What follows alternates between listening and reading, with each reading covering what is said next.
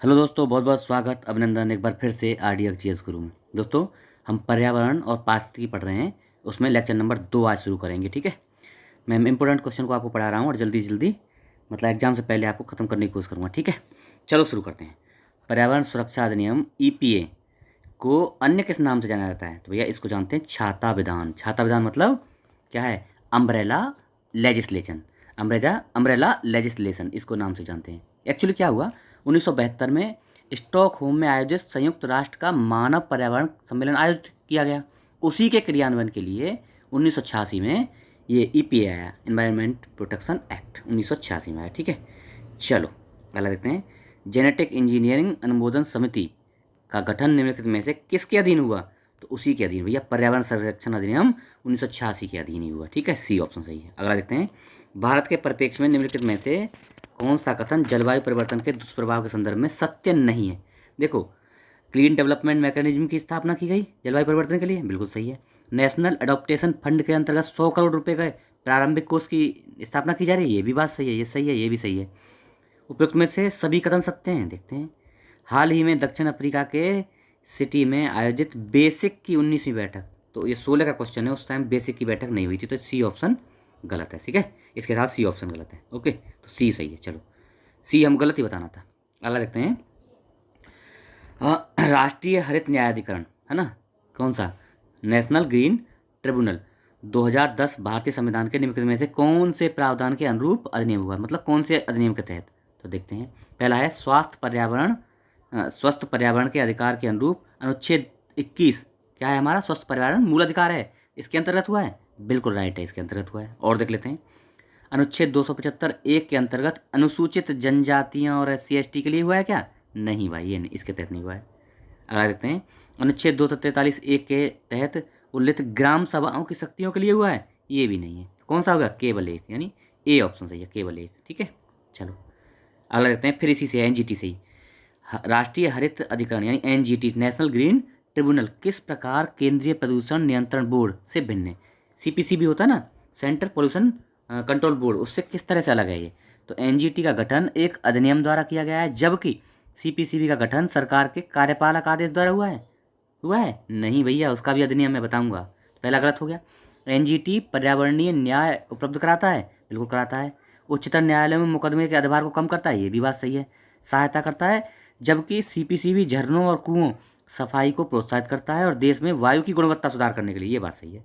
CPCB का काम है वायु की गुणवत्ता सुधारना, जबकि इसका काम है जो पर्यावरण संबंधित जो है ना, उन मुकदमों को देखना। NGT उनको देखता है, और जो हाई कोर्ट सुप्रीम कोर्ट में जो लोड आ रहा है मुकदमों का, उनको कम करता है। बात सही है, दो सही है, ओनली टू, मतलब ए गलत दो सही है, तो ओनली टू सही है। सही पूछा ना, बी ऑप्शन। ए वाला जो है ना, देखो NGT अधिनियम के तहत हुआ है, ये तो बात सही है, 2010 का अधिनियम है उसमें। लेकिन केंद्रीय प्रदूषण नियंत्रण बोर्ड भी 1974 का कौन सा अधिनियम है? ये है 1974 प्रदूषण निवारण और नियंत्रण अधिनियम 1974, उसके तहत CPCB का गठन हुआ है। इसलिए ए ऑप्शन जो है गलत है, आधा गलत है उसमें ना, तो बी ऑप्शन हो गया। चलो अगला देखते हैं। प्राकृतिक वनस्पति जलवायु का सही सूचकांक है, पहला क्वेश्चन है। देखते हैं, बात सही है ये, तो मुझे तो लग रहा है सही है, ये सही है, बिल्कुल बिल्कुल राइट है, ये तो हो गई राइट। जलप्रिय पौधे आर जलवायु में पाए जाते हैं, बिल्कुल राइट है, तो ए और आर दोनों सही है और सही व्याख्या है ना। आर जलवायु में भैया वेट में ही तो होते हैं, तो ए ऑप्शन हो गया। चलो, हरित विकास यानी ग्रीन डेवलपमेंट का लेखक कौन है? किसने लिखी ग्रीन डेवलपमेंट? तो कौन है भैया, देख लेते हैं। WM एडम्स ग्रीन डेवलपमेंट के लेखक। ओके, अगला प्राकृतिक कृषि का अन्वेषक है, यानी प्राकृतिक कृषि का अन्वेषक है, कौन है? तो यह है मसानोबू फुकुओका। प्राकृतिक कृषि का अन्वेषक मसानोबू फुकुओका। ओके, ये ऑप्शन हो गया। ग्रीन वास इंगित करता है, इंपॉर्टेंट है, अब की बार बहुत ये लाइट में रहा है इस बार। ग्रीन वास मतलब ये क्या है? पर्यावरण संरक्षण का झूठा वादा करना है। क्या है समझ लो थोड़ी सी। देखो, कोई कंपनी क्या है ना, अपने उत्पाद पे ऐसे लिख देगी कि हम जो है जो पर्यावरण का ध्यान रख रहे हैं और हम इन इन मानकों का पालन कर रहे हैं, लेकिन वो रियल में वो नहीं कर रहा होता है, वो बेवकूफ़ बनाता है। इसी को बोलते हैं ग्रीन वाशिंग। ठीक है, डी। ये इस बार लाइट में रहा है, क्वेश्चन आ सकता है, ध्यान रखना। विश्व पर्यावरण दिवस कब मनाया जाता है? तो भैया 5 जून को। कब से मनाया जाता है? पहली बार 1973 में मनाया गया था, ये भी याद रखना, पहली बार 1973 में मनाया गया था। सी ऑप्शन हो गया। चलो, पारिस्थितिकी तंत्र की संकल्पना को सबसे पहले किसने दिया था? तो किसने दिया था? 1935 में AG टांसले साहब ने। AG टांसले साहब ने सबसे पहले पारिस्थितिकी तंत्र यानी इकोसिस्टम की परितंत्र इकोसिस्टम का क्या दिया था, संकल्पना को दिया था। ठीक है, डी ऑप्शन हो गया। अगला लिख लेते हैं। अगला क्या है, नीचे दो वक्तव्य दिए हैं भैया और कारण दिए हैं, कथन कारण वाला है। चलो, जीव मंडल एक खुला विस्तृत तंत्र का उदाहरण है। दूसरा, जीव मंडल में पदार्थ के प्रारंभिक निवेश के बाद पुनः नए पदार्थों का निवेश नहीं हो सकता, परंतु ऊर्जा के निवेश में बहिर्गमन पर कोई प्रतिबंध नहीं है। कौन सा सही है इनमें से? तो भैया इनमें से कौन सा सही है? आप लगाओ, दिमाग लगाओ थोड़ा सा। इनमें ये तो सही है, लेकिन आर गलत है। क्यों गलत है? देखो, ये तो सही है, खुला तंत्र है यार, ये जो है जीव मंडल खुला तंत्र है तो सही है, लेकिन ये आर गलत है। क्यों गलत है अभी बताता हूँ। देखो, यहाँ तक तो सही है, जीव मंडल में पदार्थ के प्रारंभिक निवेश के बाद पुनः पदार्थों का प्रवेश नहीं हो सकता। खूब हो सकता है, यही नहीं हो सकता, नहीं हो सकता है, पदार्थों का आना जाना हो सकता है खूब। ऊर्जा, ऊर्जा क्या है भैया? एक दिशी है, मतलब देखो ये सही है, आर गलत है, सी ऑप्शन हो जाएगा। ऊर्जा क्या है?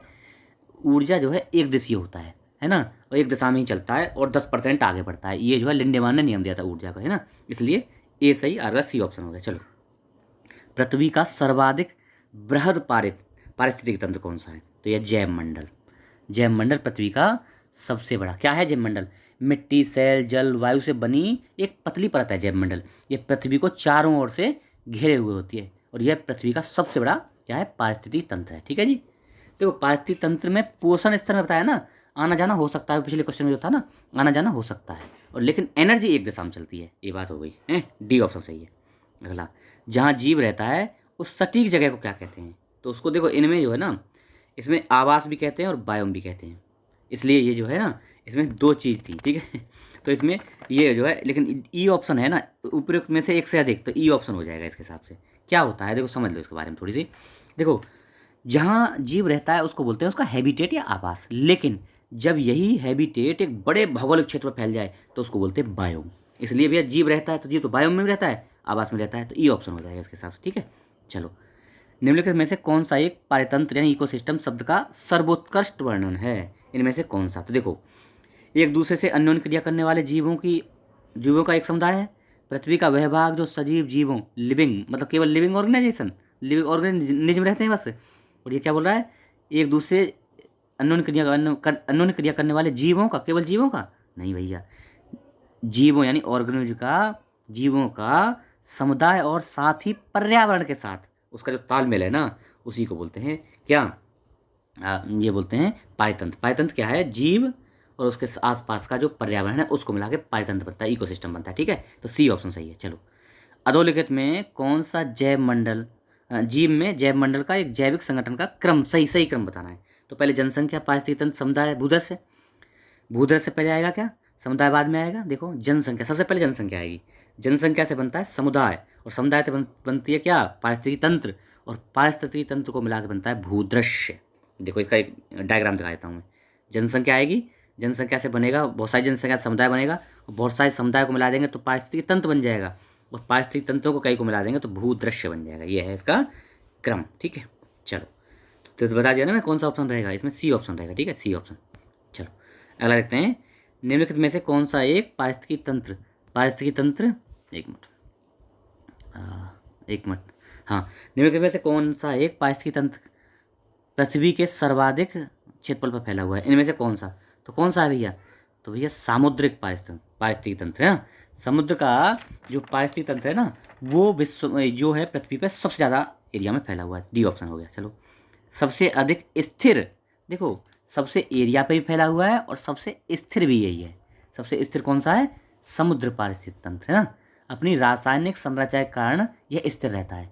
सागरीय जल खारा होता है, और खारा होने के साथ इसमें ऑक्सीजन भी घुली रहती है, प्रकाश और तापमान भी होता है, इसीलिए यह स्थिर पारिस्थितिक इकोसिस्टम का निर्माण करता है, पारिस्थितिक तंत्र का निर्माण करता है। ठीक है, ये ऑप्शन सही है। अगला देखते हैं, भारत में पारिस्थितिक संतुलन का निम्नलिखित में से कौन सा एक प्रमुख कारण है? कौन सा कारण है बताओ? तो भैया मेन कारण तो कई हैं, लेकिन वनोन्मूलन, पेड़ों की कटाई सबसे मेन कारण है। ठीक है, ए ऑप्शन सही है।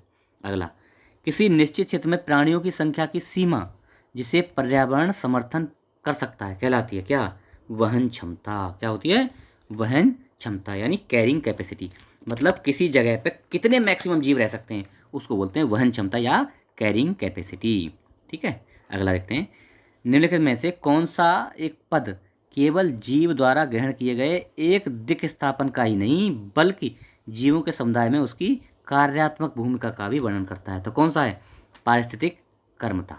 पारिस्थितिक कर्मता देखो क्या होता है। पारिस्थितिक कर्मता पद द्वारा केवल किसी जीव द्वारा ग्रहण किए गए स्थान का ही नहीं, बल्कि जीवों के समुदाय में उसकी कार्यात्मक भूमिका, उसकी भूमिका क्या है उसका भी वर्णन करता है। कौन? पारिस्थितिक कर्मता। कर्मता से काम के मतलब आ रहा है ना, बी ऑप्शन। अच्छा, अगला देखते हैं।